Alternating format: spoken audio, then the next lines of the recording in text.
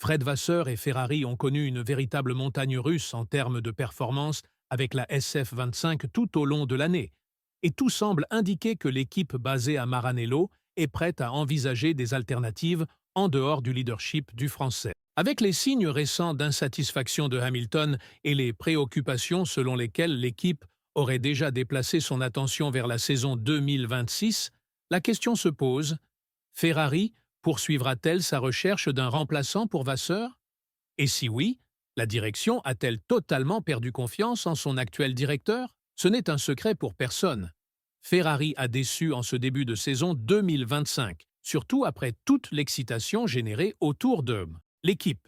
À ce jour, elle n'a encore remporté aucune course, si l'on exclut les événements sprint. Et même si Ferrari occupe actuellement la deuxième place du championnat des constructeurs, cela ne reflète pas réellement son rythme de course. Nous avons observé de nombreuses difficultés tant du côté de Charles Leclerc que de Lewis Hamilton, ce dernier n'ayant pas hésité à exprimer sa frustration de manière très directe. Au milieu de ce tumulte, des rumeurs ont circulé selon lesquelles Ferrari aurait approché Christian Horner pour un éventuel changement de direction, espérant rééditer un coup de maître semblable à celui réalisé avec l'arrivée de Hamilton. Cette information a été démentie par Horner lui-même, mais cela n'exclut pas que la direction, sous la présidence de John Elkann, soit insatisfaite de la trajectoire actuelle de l'équipe. Les attentes étaient immenses, avec l'espoir d'un titre dans au moins une catégorie avant l'entrée en vigueur de la nouvelle ère réglementaire. Mais nous en sommes aujourd'hui bien loin.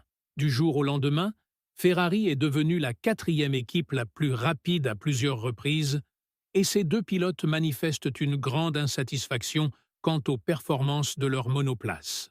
Je ne pointe pas directement du doigt Vasseur, mais en tant que directeur d'équipe, il est responsable de tout ce qui se passe sur et en dehors de la piste.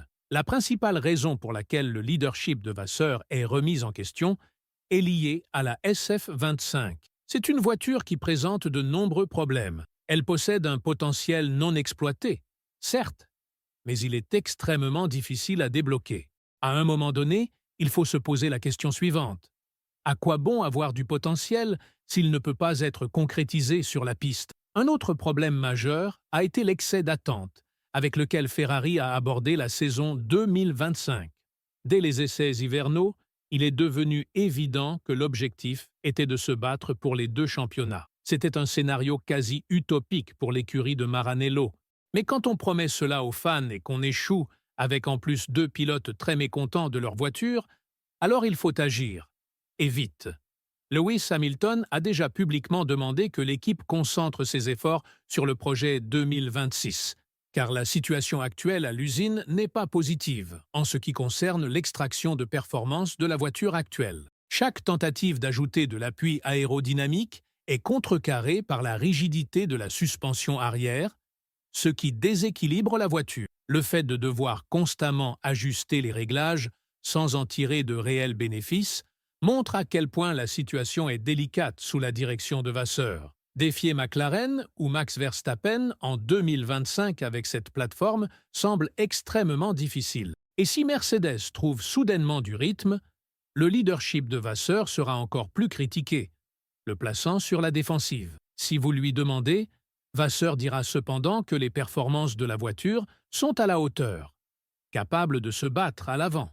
Après le Grand Prix d'Espagne, il a déclaré « Je préfère être deuxième que quatrième ou cinquième. » Honnêtement, si on regarde, on était à 50 ou 60 points de Mercedes et Red Bull après la Chine, où on a été disqualifié et maintenant on est devant eux. Je pense que sur les 4 ou 5 dernières courses, on a fait du bon travail. Mais il ne faut pas oublier qu'on est ici pour gagner des courses.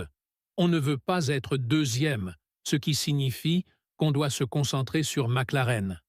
Je ne parle pas du championnat, je parle du rythme. Je pense qu'aujourd'hui, on n'était pas si loin lors des 40 premiers tours. Même si Leclerc a réussi à monter sur le podium après s'être qualifié 7e, il faut rappeler que cela n'a été possible que grâce à une voiture de sécurité et à une stratégie désespérée de Red Bull. Ce fut un bon résultat pour l'équipe, mais de l'autre côté, Hamilton a été dépassé par une Sauber, considérée comme l'une des voitures les plus lentes du plateau.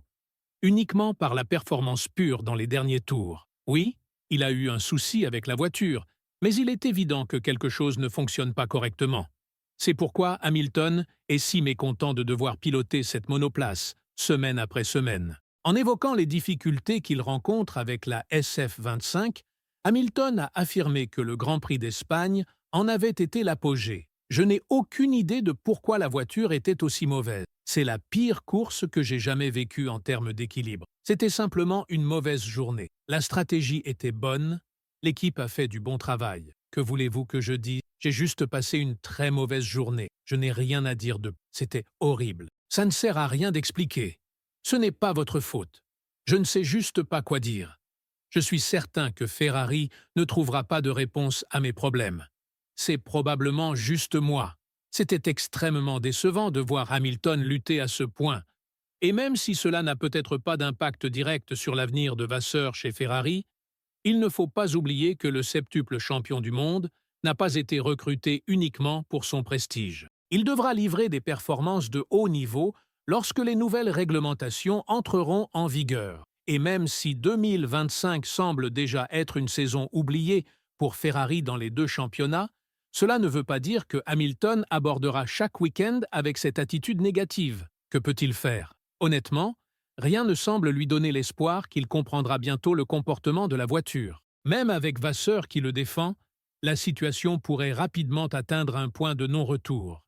En commentant les difficultés récentes de Hamilton, Vasseur a déclaré « Tu es assez expérimenté pour ne pas tirer de conclusion après les premiers mots d'un pilote. Si tu veux créer une panique, tu peux, mais ce n'est pas le cas ici. Je pense qu'il a passé 70% de la course devant Russell, et je ne suis pas sûr que Russell ait dit que la course était un désastre. On a ensuite eu un problème avec la voiture dans le dernier relais, avant la voiture de sécurité, et le résultat n'était pas bon.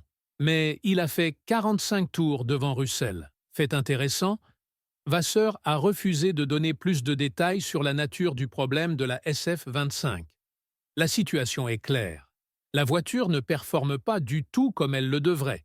Et ce n'est certainement pas ce que l'équipe veut voir, surtout en ayant sur le papier la meilleure paire de pilotes de la grille. Si Ferrari avait commencé la saison 2025 en tant que deuxième force clairement établie, rivalisant avec McLaren lors des qualifications, les critiques n'auraient probablement pas été aussi sévères. Et pour aggraver encore les choses, les problèmes de performance de Hamilton n'aident en rien la cause de Vasseur. Nico Rosberg, ancien coéquipier de Hamilton et seul pilote à l'avoir battu dans un duel direct pour le titre en tant que coéquipier, a qualifié la situation du Britannique de très préoccupante. On a l'habitude de le voir en difficulté lors des qualifications. Mais le voir également chuter pendant la course est un très mauvais signe pour Ferrari. Rosberg a expliqué « C'est dur à regarder. Dimanche a été une journée horrible pour lui, car il était simplement lent, ce qui est très inhabituel. Oui, parfois il passe à côté de ses qualifications, mais en course, il est généralement très fort. Et cette course était choquante. Il n'a pas de réponse non plus. Y avait-il des dégâts au plancher? Ces planchers sont tellement sensibles. Il suffit de peu de choses pour perdre beaucoup de temps. Quand tu n'as pas de réponse, c'est très dur en tant que pilote. Surtout quand tu vois ton coéquipier terminer 3e sur le podium. En résumé, il sera intéressant de voir comment l'équipe de Maranello va gérer cette situation en interne. Mais une chose est sûre, ce n'est pas le scénario que la direction de Ferrari avait imaginé avant le début de la saison.